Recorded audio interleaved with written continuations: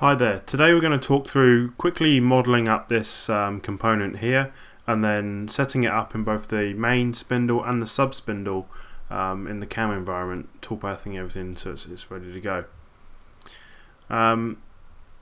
So compared to this timeline here, I'm going to approach the design slightly differently. So instead of building it up, the part up axially, I'm going to draw the profile, then revolve it and move on from there. So let's get started. I've got a new document here. First thing I'm going to do is create a sketch, and I'm going to create the sketch around the ZX plane because well, that's how we turn. When you draw a profile inside Fusion, the first dimension you place kind of scales the whole drawing. So in this case here, we want the overall diameter to be about 18 mil. So I'm going to start with 9 here and then kind of base the rest of the profile off of that. So it'll make it a lot easier if you get the scale roughly right to begin with to draw the rest of the profile from there.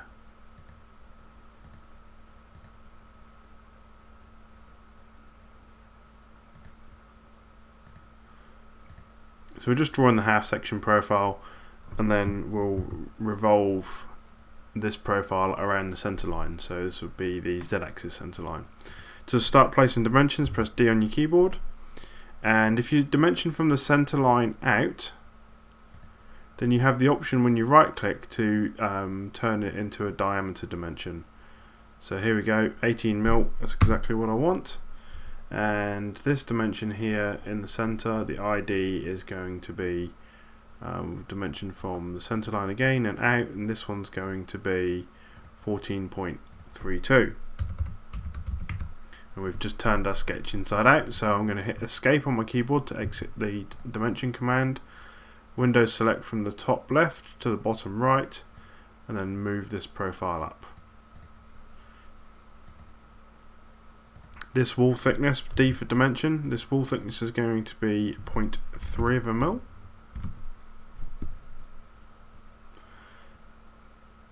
And this face here to the back face is 1.3 millimeters.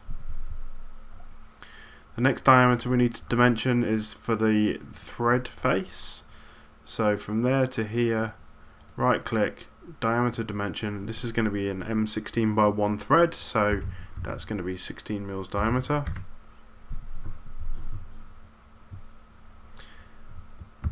And again, D for dimension, select the center line, come up to here, right click, diameter dimension, and this one is going to be 15.4. So we've got a 0.3 of a mil step here. Instead of dimensioning this line again, we can use a collinear constraint. Collinear between that line there and that line there. The overall length of this component is 14 mil, so dimensioning from here to here, place the dimension 14 mils, hit enter. We can see again we've kind of turned our sketch inside out, so we'll highlight the geometry we want to move and drag it back. The length of this face on the top here is 7.72, and the length of this face is 2.5 mils. So we need to Windows select again and drag this whole profile back until we get it back into where we want it to be. Now we can dimension these angles, so D for dimension, we'll pick this line and then this line and pull it out, so we're bisecting this angle here, and that's going to be 27 mils, and we'll do the same thing on this side. And instead of typing in 27 again, we can select this dimension and it's going to make this angle equal to that angle. Enter.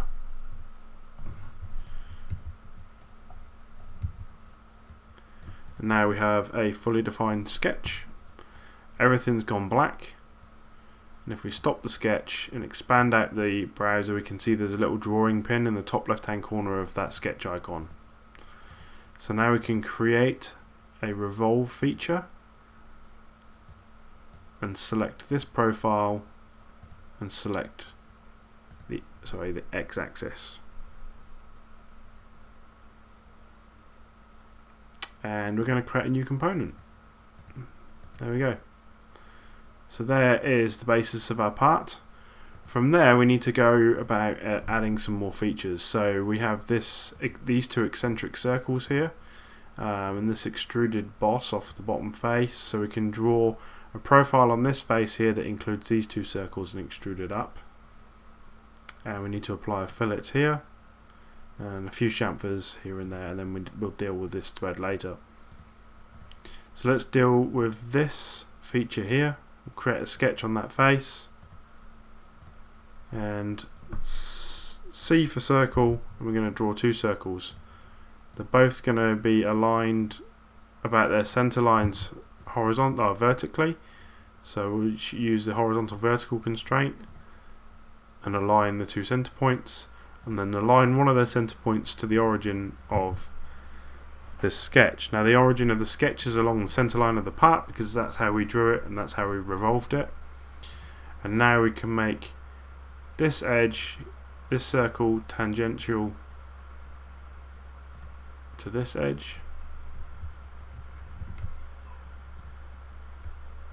And when we go back and have a look and check this part, we can see that although this edge is tangential and touching, that's not the case on the top edge here. So we need to constrain this circle the correct distance away from this edge, and to do that we're going to draw a line and press L for line and draw from the edge of this circle to the edge of that circle. We'll highlight that line and make it construction geometry, and now we need to make it coincident, so the line is coincident to the center point of that circle. Dimension these, D for dimension, and dimension these circles. So this one here is 10.8 mils diameter, and this one here is 3 mils diameter, and the length of this line, i.e. the distance between this circle and this circle, is 0.21 millimeters. There we go. Now we can press E for extrude and extrude this profile up 6.7 millimeters, and we're going to join this to this body here. Okay, done. So while we extruded this out, we actually need it to be a through hole to match this component here. And one of the nice things about Fusion is you don't always have to create a sketch, because Fusion recognizes its own faces. So if we press E for extrude again, we can actually just pick a face and select cut. We'll just pull this through, cut, and then we'll go, instead of typing in a distance, it's good practice to go through all, because we know we always want it to cut through the entire body here. There we have it. We have the hole all the way through now. Now we could apply a thread to this face, but there's something you need to pay attention to if you do. Now for turning, you definitely need to create a cosmetic thread rather than a modeled thread. So we'll go create thread, select the face, and if we select a modeled thread 16 by 1, then we're not going to be able to have any faces to select to drive our toolpath.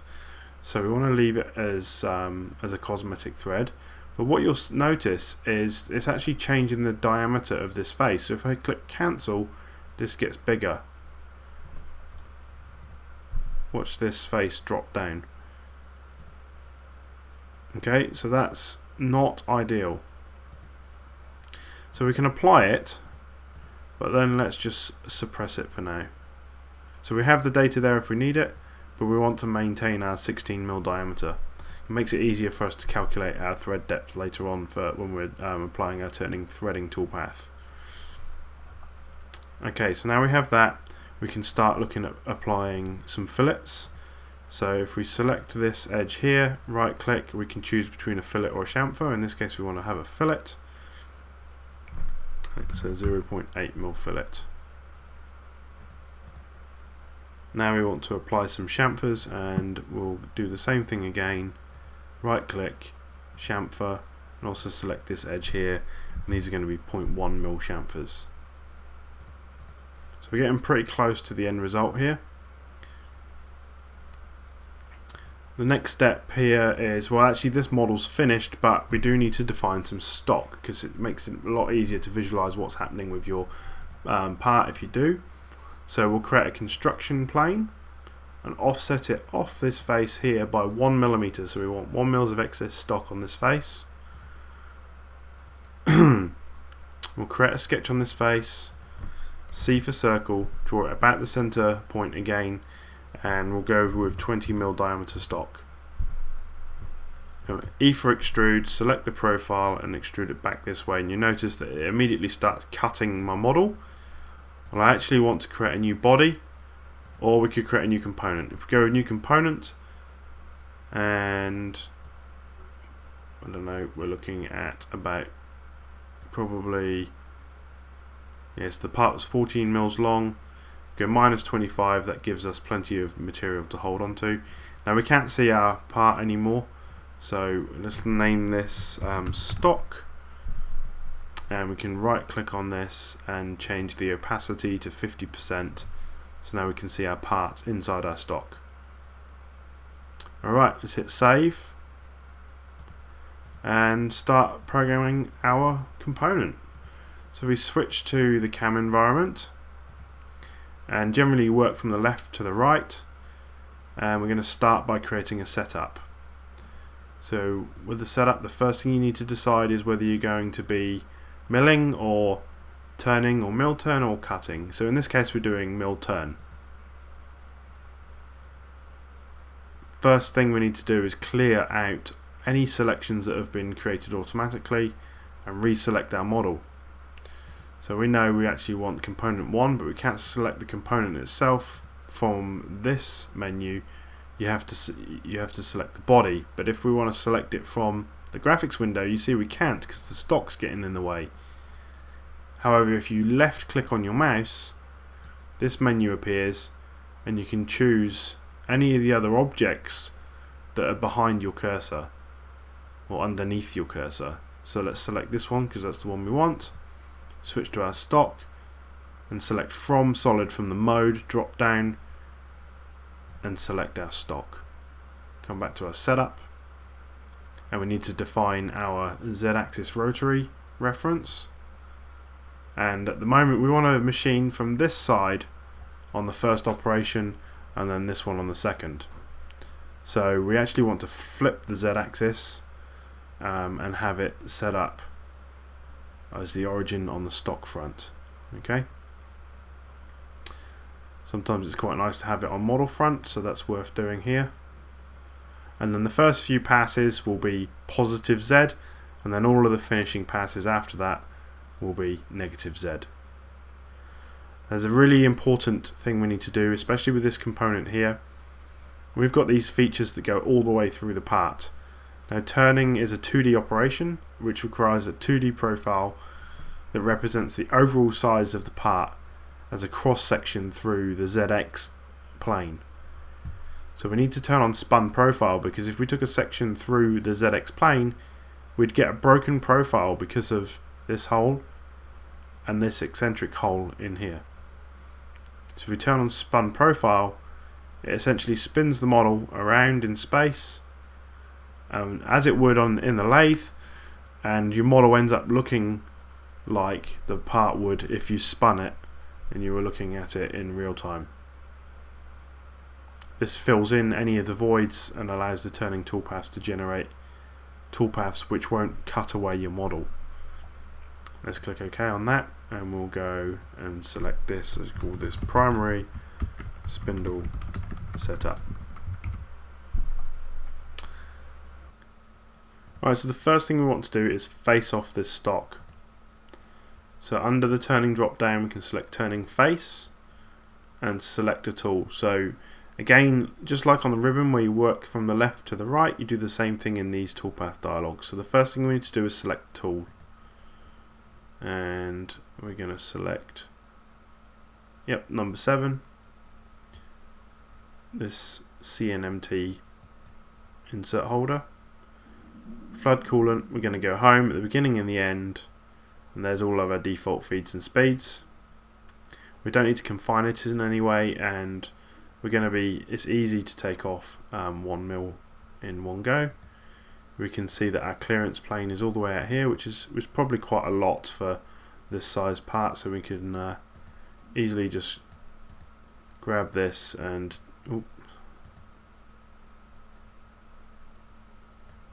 change the clearance height. You can also change it in here and type in a specific value. We're just going to do this in one pass, so we don't need to turn on the multiple passes operation selection. We'll do that later on in the second setup. So there we go. Now when it comes to the next step, we just want to OD rough on the outside. Then we'll do some finishing, some grooving. We want to make sure the tool doesn't drop down the back of the part here, so I'll show you how to contain that. Then we'll do some boring, some drilling, and then of course the thread turning and some deburring. So we'll move on now to some turning profile operations and change the tool over to a VNMT style insert. And let's just click OK and see what we get. So straight away we can see there's some issues here. The final pass is quite heavy. We're also axial grooving here as well as radial grooving off the back side and in here. So we want to take care of that. So if we right click on this and select edit, we can change the grooving to don't allow grooving at all. Okay, so the downside to that is we're not going to drop down into here, but we can come back and clean that up later. I actually want to have the toolpath come off the back here slightly, so I'll show you how to do that. At the moment it's just coming to this back face, but I'd like it to come a little bit further.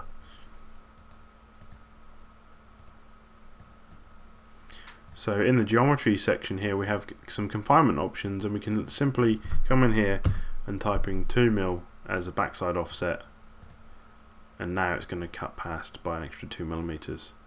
Of course we have to make sure that we stay well clear of any clamping we have on this stock, and now we can see that we have to come back in here and clean up this area here.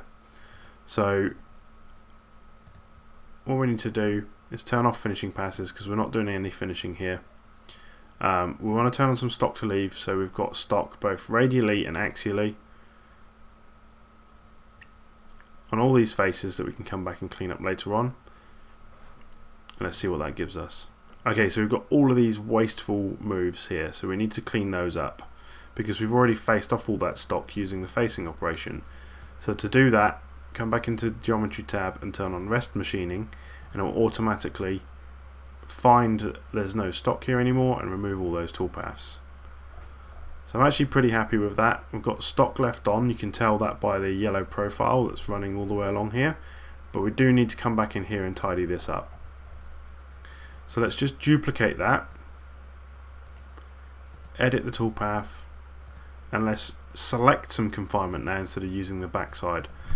Reset that to 0 just so we don't confuse ourselves, and pick so here I can't select any edges because the stock is in the way, so we need to turn off the stock component from the browser. Now I can select this edge here and this edge here, and this will mean that any toolpaths that will get generated will only generate between these two edge selections.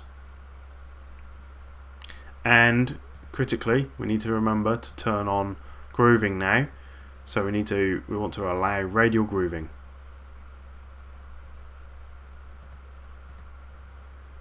There we go. So now we can see the updated preview of what stock's left here, and we've come down into this groove just fine. Before we set about removing all of the material out of the bore here, we should turn this thread and then run the finishing tool over the top. So we'll get our finished surface, and it will clean up any of the burrs left on the thread from the threading operation. So from the turning drop down, select turning thread.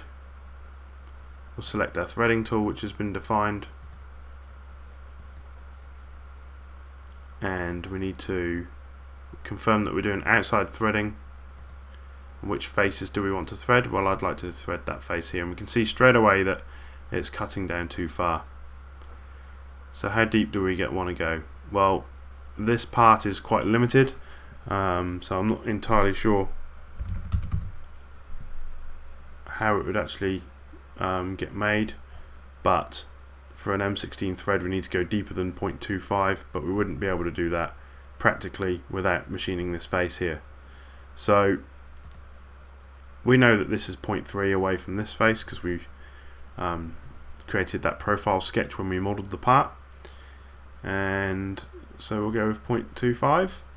Now we can see here that the threading toolpath isn't coming all the way out of this face, and we really need it to. So if we come back into the geometry tab here, we can add some backside offset. We can see that's too much, so we'll go with 1 mil. And then switching back to the passes tab, we can change the in-feed mode. So alternate flanking is a pretty good one to use, and we can change the number of step downs as well. So these are 5 step downs. It's probably quite a bit, so we'll go with 3.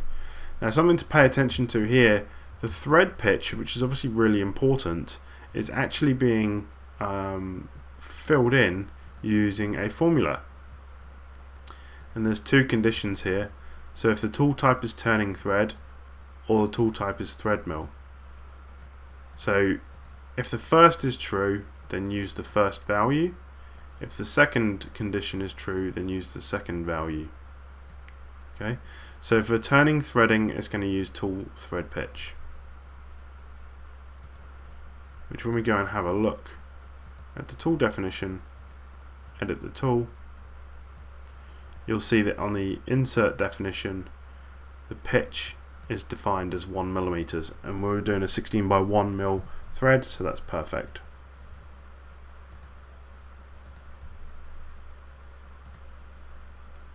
We'll click OK. Now we can actually see there's a whole lot of movement here. If we simulate this quickly, you'll see that every single pass is coming all the way out and retracting every single time. So we don't want it to waste so much movement, so we can tidy that up a bit using the radiuses.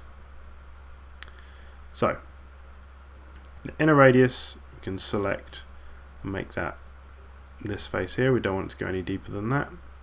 The outer radius we can turn on and make that the 16 mil face, and then the clearance we can make that equal to the outer radius plus 3 mils, and now we've got a much more efficient result. You can even try bringing that down even further. We can go down to 1 mil. There you go. Alright, so that's the threading done. Now we can look at doing the finish pass all the way around the outside. So we'll actually reselect this one here because the confinement that we used was pretty close. So instead of duplicating, which just added this down the bottom, we can right click and select copy, and then right click on the setup and select paste, and it adds it at the end of my browser. Now if we edit this, come onto the passes tab, turn off stock to leave, turn off roughing passes, and turn on no dragging, and let's see what we get. So we're getting finishing pass all the way along this profile. There's no dragging happening here, and then it's coming straight off the back side. We don't actually need to come back quite so far, so let's edit that and we'll reduce this to just 1 mil. Now because we've got grooving turned off, it's not actually finishing this part of the profile, so we need to come back in and turn on grooving. We're going to allow radial grooving, and what will happen here is this toolpath is now plunging off the back, so we need to stop that, and to do that we'll just get rid of that's right, so we'll set this to 0 and we'll set up some confinement. We want a surface finish from there to here and don't go any further. There we go. So now we have the profile being finished all the way along into this groove and up onto this top face, and we'll finish this radius off on the second operation in the sub spindle. Okay, let's set about doing the boring. So to start with, we'll remove as much material as we can with a U-drill on both in both places, and then we'll come in and we'll finish this bore and this face, and then drill this hole here. So just like with milling, we select the drilling toolpath, and we're going to select the 14mm U-drill. We just pick this face, and we actually want to leave a little bit of material on the bottom to come back and clean up with the finishing tool. So we'll leave 0.2 of a mil on, and that will do. Alright, so I'll just talk you through quickly how you define a boring bar. So with your library or your document selected, create a new tool, and we're going with a boring type insert. This is going to be quite a small profile, so we'll go 0.4, we'll go as thin as we can, really short cutting edge. You can see it's a tiny insert. Now we need to come into and define the holder, so we'll go with a shank width of 8mm, a cutting width of 10, and our head length is quite long, so we'll go with like 20 on that. Actually, we'll probably go even less. There we go. The length is probably far too long, and that's probably it. So sometimes we can orientate and change the orientation, but this is the correct orientation for a boring bar. And if we were to, that's number 5, if we were to now do some profiling and switch to inside profiling and pick that tool that we just defined, tool number 5, we'll see whether it's going to fit or not. So we can see that there's some clearance issues there, so we'll actually go back and select the tool that I created earlier. There we go. So at the moment this tool is sitting on the center line, but we're not going to come all the way out this far. And something to bear in mind with Fusion is that even though the shank's been defined as round, it's only round up to this face, and you just have to understand that although this looks like it's going to collide, you have to make sure that your boring bar in real life physically isn't going to collide and is the correct size for this diameter. So we're going to let's just click OK, see what we get. So we've got quite a bit going on here. There's lots of material being removed that's already been removed by this drilling operation. So let's see whether rest machining is going to help. And it does to a certain extent. It is looking at the drilling operation, but it's also drilling in, ploughing straight into the bottom of this hole here, and we don't want it to. And it's coming back to a clearance radius which is at this center line, which is no good for this size of holder. So we need to stop that from happening. So the inner radius, we'll start increasing that up to a size that is somewhere close to clearing this hole here. So that's 4mm. Actually, we'll just go with diameter.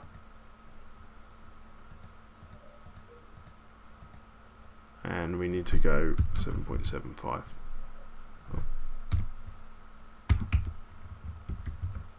7.5, 7.4. Yeah, that'll do. and the clearance needs to be inner radius -1. So the tool will only come out to this clearance radius here and then move out. It won't come all the way to the center line. So let's see what that gives us. There we go, we've got the clearance we need. We can see that there's plenty of clearance between the tool holder and the back side of the model. And we're rest machining.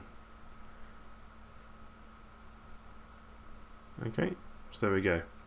The other option we could do to cut down on all those toolpaths is in the passes tab we can turn off roughing passes and just do that single finish pass. There we go. So we've finished our bore. Now we need to drill these 2 holes. So drilling, select. This time we're going to go with a 10.5mm drill, but that's actually a 10.8mm hole.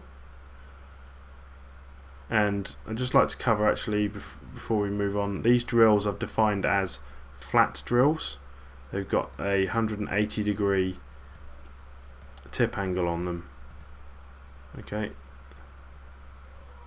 180 degrees, so they're completely flat on the bottom, so they're an insert drill. And if we wanted to, we could peck this, but we actually want to do probably with an insert drill through tool coolant. And then we'll do the final hole over here. So 3mm flood coolant. We'll select that hole. As you can see here, that this is a 118-degree drill, and it's only brought the tip up to this hole here. If we auto merge hole segments, it finds the chamfer on the back here and actually goes in slightly deeper. So I'll just zoom in and turn that on and off, and you can see that change. And there's a few other things we can optimize with this.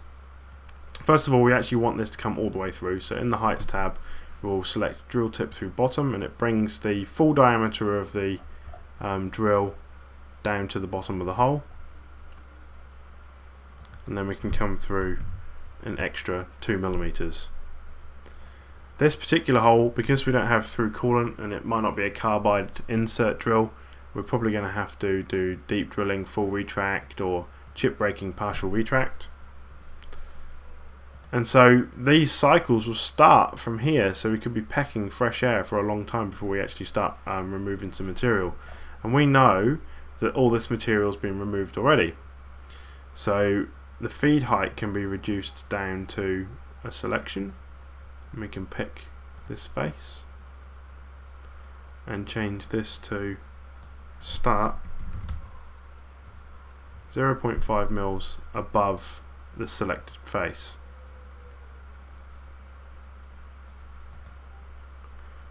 And the retract height can come down to model top 1mm and get that a lot closer as well. So now we're going to be rapiding all the way down to here into the hole and then start pecking from here. And then we've got a nice safe clearance plane out of this height. So that's all we need to do.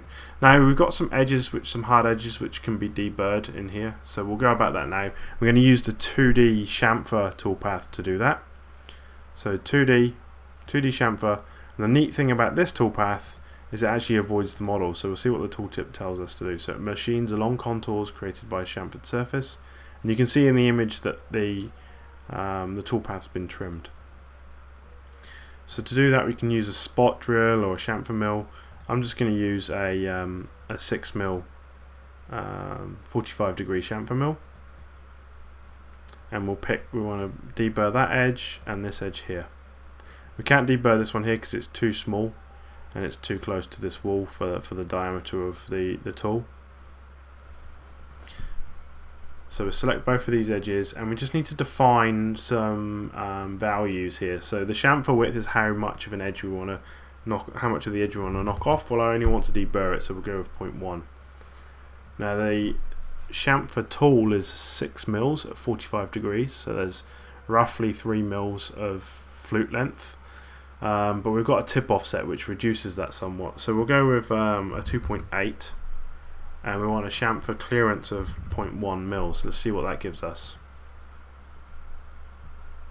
Excellent. So you can see that the toolpath's been trimmed here, and the reason why will be revealed if we have a look in the simulation environment and jump straight to that point. And we can see that if the tool was to continue, then the tool would actually hit the model. So it's come down and it's just touching this edge here, and then it's stopping before it collides with the model, and then it's going to retract.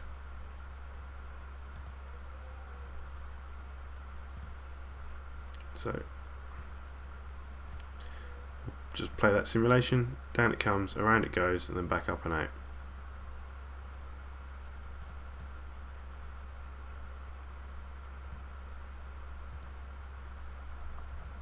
We've got a bit of overlap there, so we know that the cutter is actually knocking that edge off just fine.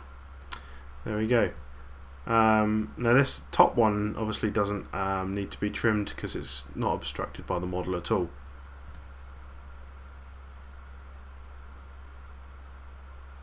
Alright, so now we've finished off this side. Let's just simulate the whole setup. We'll turn on our stock, and we'll turn on stop on collision and see if we get any issues.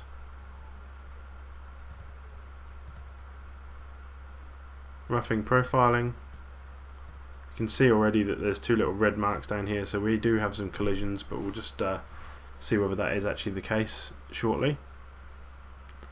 Turn in the threads, turn the component off, we get a better view of what's going on, and we can see that we're just touching that surface, and then we're going to remove any of those witness marks and the no dragging move there. Boring down the center, profiling, there we go. Alright, so this error here is telling us that the holder is colliding with the stock.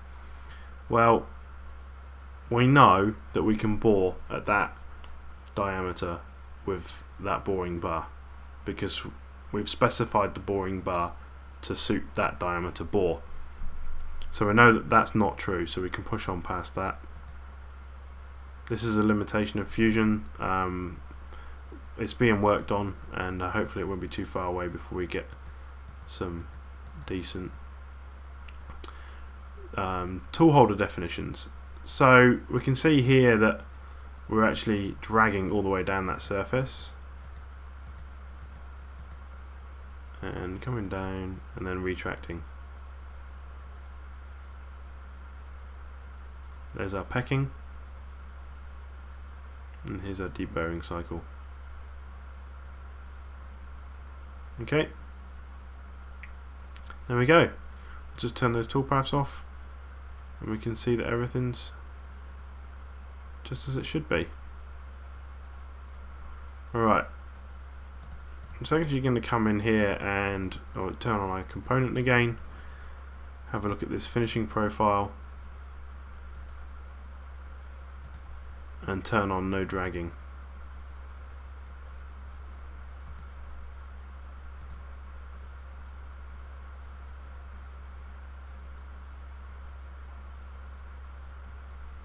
And I think we'll, yep, no, that should be enough. That's all good. And we will just simulate that again, all the way to the end.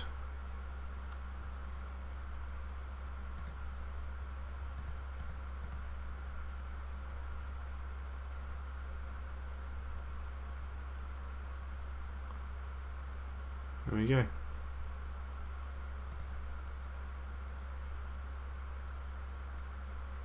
Perfect. Alright, so let's deal with the handoff from the main spindle to the sub spindle. So these options here are what you need to do to achieve that. So we're going to select turning secondary spindle chuck. This is going to bring the sub spindle up to at rapid to this reference plane here. Okay, so we want to wrap it up to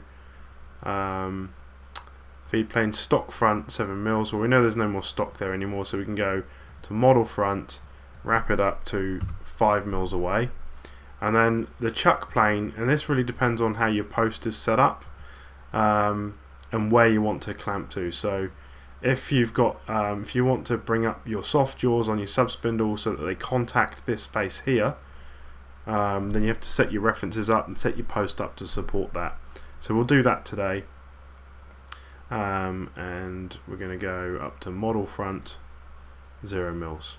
Okay, so then your soft jaws will bottom out here and then come over the top and clamp down on top of this thread, so hopefully it doesn't crush the thread. And there we go. We're not going to stop the spindle during chuck, it's going to carry on spinning along with the main spindle.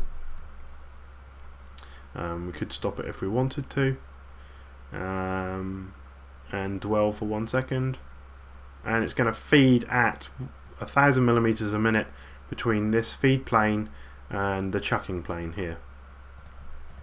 So once it's chucked and clamped down, then we can look at doing the return. So it goes turning secondary spindle return, and this time we just have a feed plane, so again we can go from model front, and then we can add on however many millimeters we want before it takes off at rapid. So last time we used 5, so we may as well do the same thing again. And importantly, it's going to unclamp the primary spindle so that we can then pull this part away. And that's it. So now our part's moved all the way over, the sub spindle's gone home. We can now do the secondary setup. Again, we're going to go turning mill turn, but this time we have to make sure we select secondary spindle and clear out the body, select our body again, make sure we define our Z axis. We actually want our Z to be the other way now, and we need to define our stock again, so we'll select from solid. This time we're going to pick the body from the browser, and we're going to change our coordinate system to say G55, and this is going to be program name 2, and OK. So there we go. Now currently the coordinate system's on this face here. We may actually want that to be on the model back, because that's where the reference face is for the jaws. And again, we should probably turn on spun profile because we've got this hole in the face here. First thing we need to do is remove a whole bunch of stock. So we're going to come in here and go turning face, and change our turning tool over to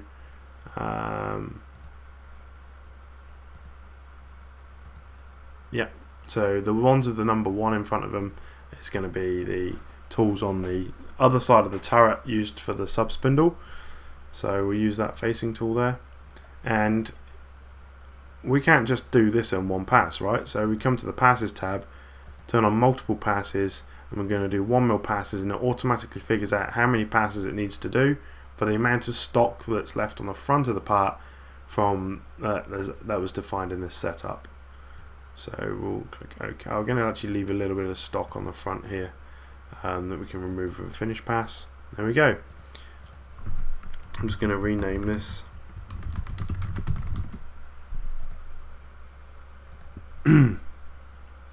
We're all way and laughing.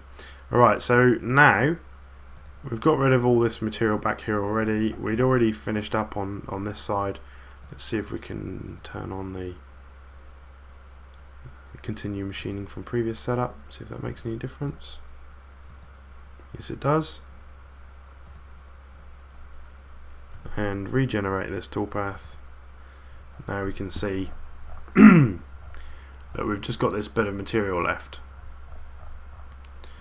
So we want to do a profiling operation and select our sub-spindle profiling tool, and we need to contain or confine between this face and this edge here, and we've already removed a whole bunch of the material, so we turn on rest machining and make our final pass more like 1/2 mil. Yeah, see what we get. So it's not run all the way down the face, so let's just edit that a second.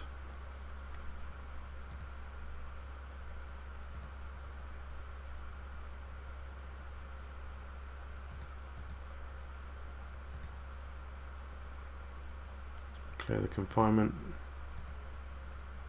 Yeah, okay, so that comes all the way down. So rest machining was all we needed there, and it was happy enough to just take that whole lot off in one hit.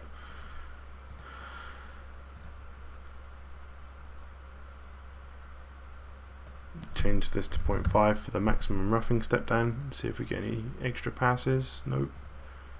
Change it to 0.25.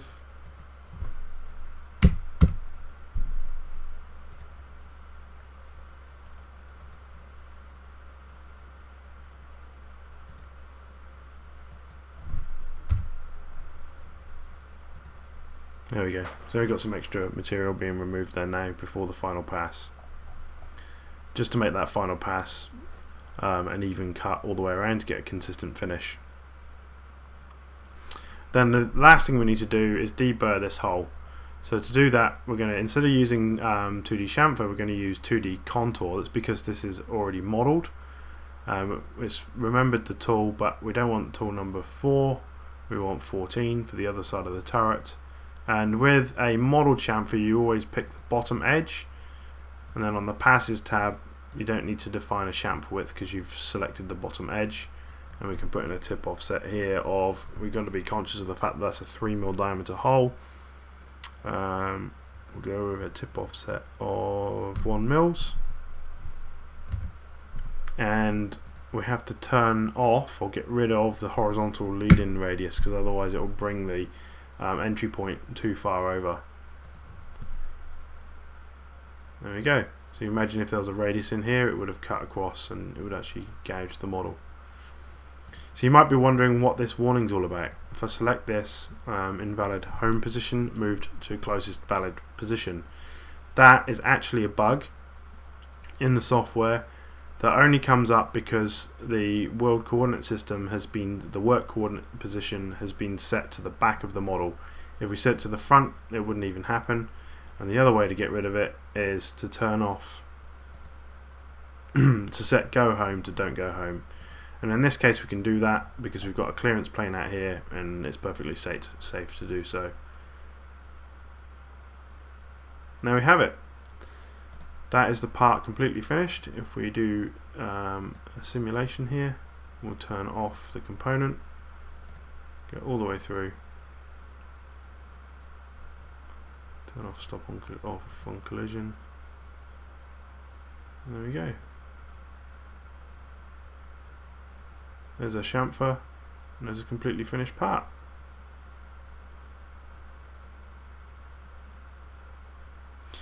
So when it comes to posting out, you can either post out this as one, you just post out one program here and then the second program, or you can post the entire lot. It just depends on how your post processor is configured. Well, I hope that clarified everything for you and gave you enough tips and tricks to be able to go ahead and program this part and model it correctly. And thank you for your interest in CAD Pro systems and yeah, getting us to do some work for you. Good luck, take care, goodbye.